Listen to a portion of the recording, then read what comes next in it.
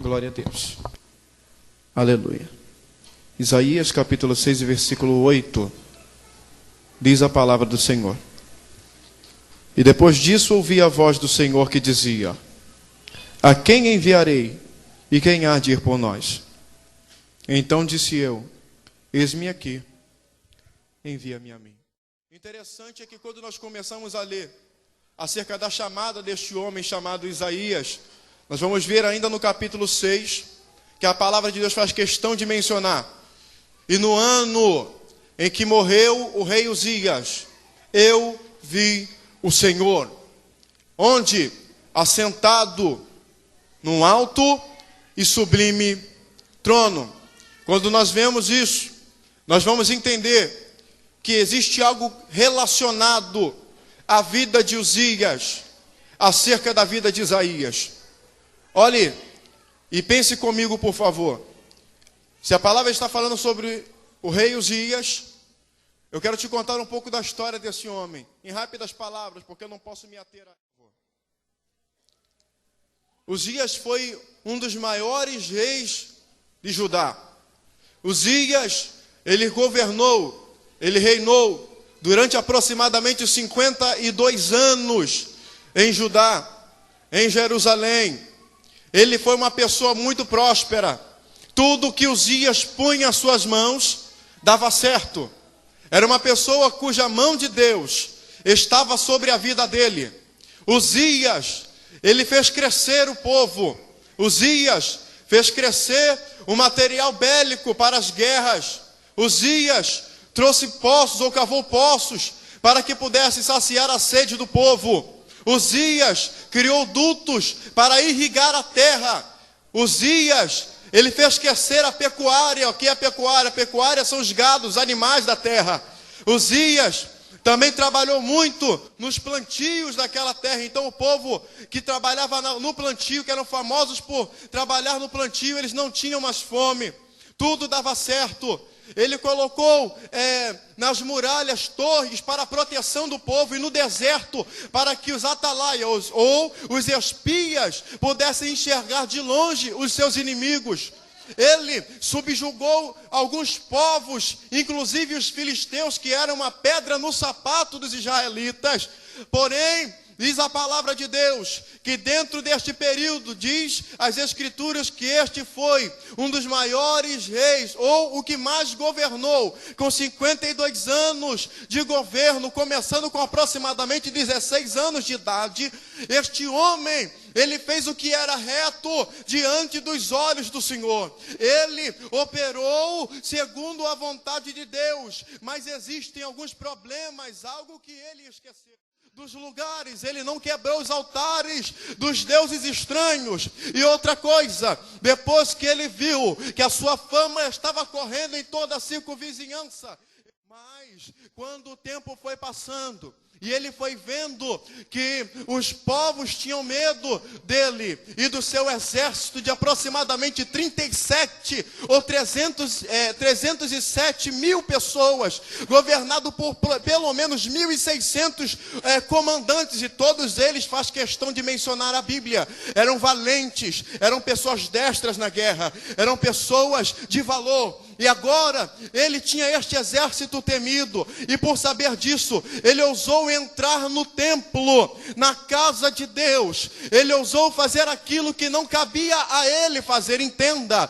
Ele ousou entrar na casa de Deus, e diz a palavra do Senhor que ao entrar na casa de Deus, ele não quis só adorar ao Senhor, ele quis entrar no santo, e quis oferecer incenso. Nós bem sabemos pela lei levítica, que só poderiam oferecer incenso na casa de Deus e adentrar no lugar santo. E no santo dos santos, os sacerdotes, os filhos de Arão. E Uzias não fazia parte da descendência de Arão. E agora aquele homem queria entrar e oferecer sacrifício, ou melhor, oferecer incenso a Deus, fazer aquilo que não lhe cabia. Nós bem sabemos que agora a altivez, o ego, o orgulho estava tão alto no coração daquele homem, que ele agora decidiu assumir o lugar dos sacerdotes. Como nós bem sabemos, os sacerdotes vieram antes do rei.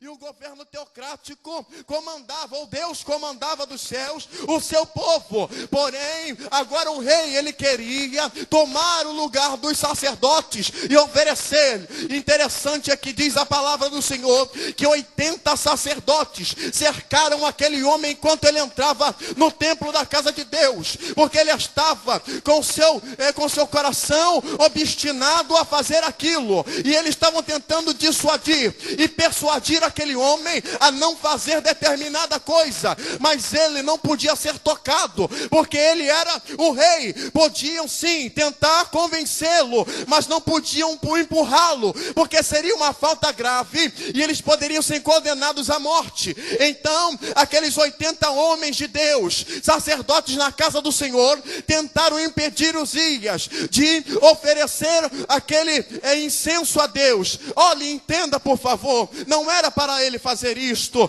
mas porém, ele tentou fazer, e enquanto ele estava lá, tentando oferecer aquele incenso, diz a Bíblia, que uma lepra aparece bem no meio da sua testa.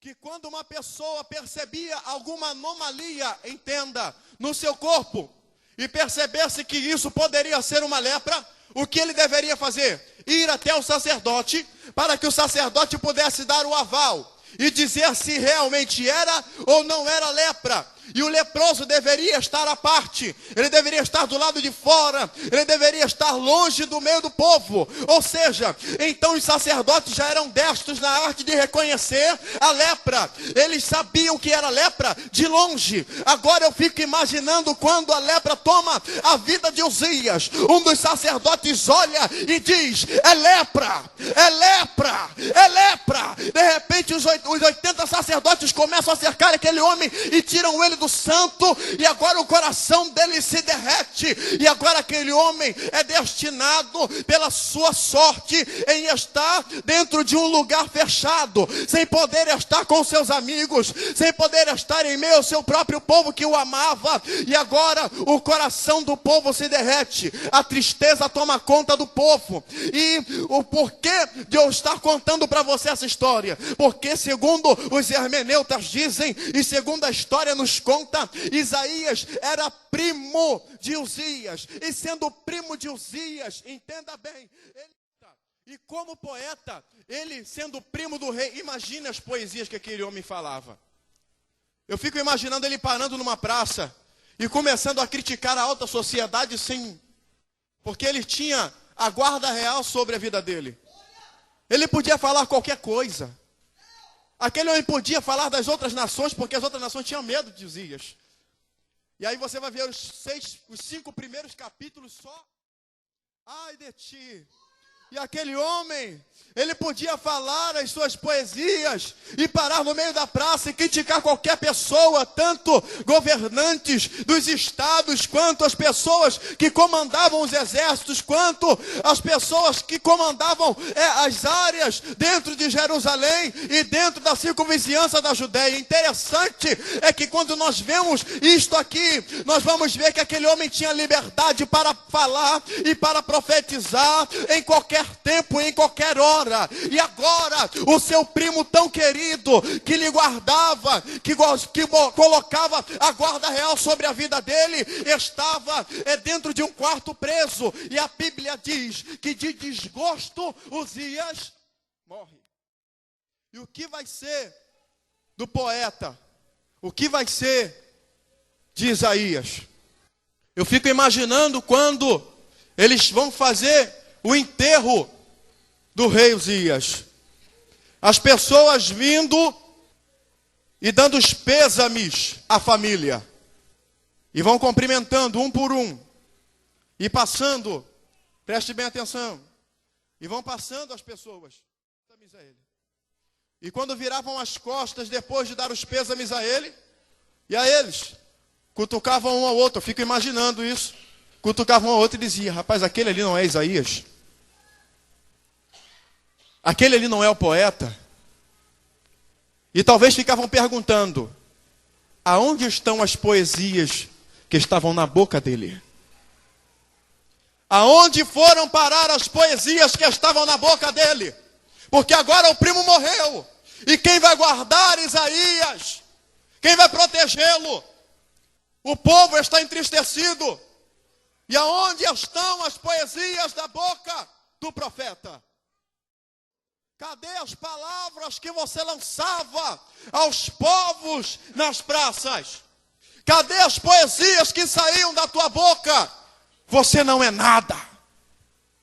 Quem é você agora? Quem é você agora? No meio da angústia, quem é você agora? No meio da perda, quem é você? No meio da tristeza, quem é você? Quando tentam te abater, quem é você? Quando não existem mais palavras de cântico na tua boca, quem é você? Eu fico imaginando Isaías fugindo dos olhares, fugindo das falácias. E como profeta que era, todo profeta tinha que carregar o seu bordão na sua mão. Você sabe o que é bordão? Bordão é um cajado. E agora, como um profeta que era, eu acredito que neste momento ele decidiu, como muitas pessoas que eu conheço decidem: eu vou largar o meu bordão, vou desistir do meu bordão. Só que um profeta que era reconhecido pela nação, entenda, ele não podia deixar o seu bordão de qualquer maneira. Ele tinha um ritual para cumprir. Que ritual era este, pregador? Deixa eu te explicar que ritual era este. Ele tinha que se achegar diante do templo do Senhor, subir os primeiros 3 degraus da casa de Deus e gritar